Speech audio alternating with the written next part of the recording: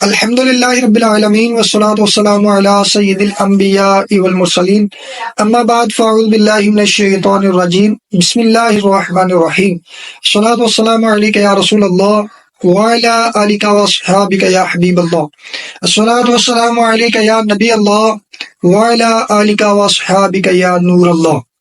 ہم نجاستوں کا ٹاپک یہ سمجھ رہے تھے، اس میں دو چیزیں کہ جو ہم نے سب سے پہلے نجاست کو دو حصوں میں تقسیم کیا تھا، ایک نجاست حکمیہ تھی اور دوسری نجاست حقیقیہ۔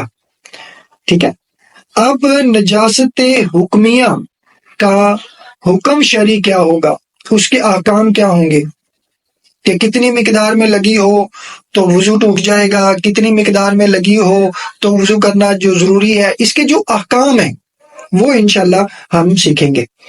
نجاست حکمیہ، اس میں مقدار کا اعتبار نہیں ہے۔ اب دو ڈیفینیشنز تھی، دو اقسام تھی کہ حکمیہ اور حقیقیہ۔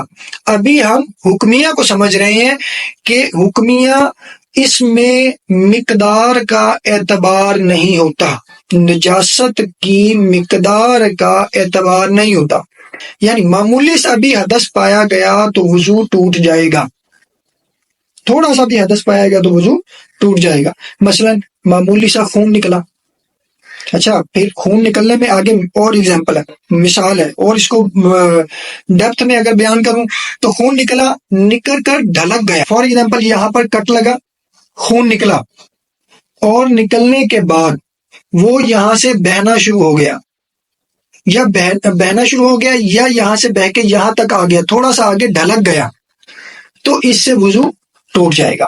یوں ہی چٹکی بھر تھوڑی سی بھی ہوا خارج ہوئی، اس سے بھی وضو ٹوٹ جائے گا۔ اچھا چھالے سے تھوڑا سا بھی پانی نکلا تو اس سے بھی وضو ٹوٹ جائے گا۔ اچھا اب چھالے سے پانی نکلا، اب اس میں بھی خون والا حکم لگے گا کہ نکلا، اگر تو ایک ہی جگہ پہ رہا تو پھر وضو نہیں ٹوٹے گا، یعنی صرف چمکا، اور اگر چمکنے کے ساتھ وہ نکلا اور ڈھلک گیا ایک سائڈ پہ یا بہنے کی مقدار میں نکل آیا تو پھر وضو ٹوٹ جائے گا۔ یہ نجاست حکمیہ کے کچھ میں نے تفصیل بیان کی ہے۔ صلو علی الحبیب صلی اللہ تعالی علی محمد صلی اللہ علیہ وسلم۔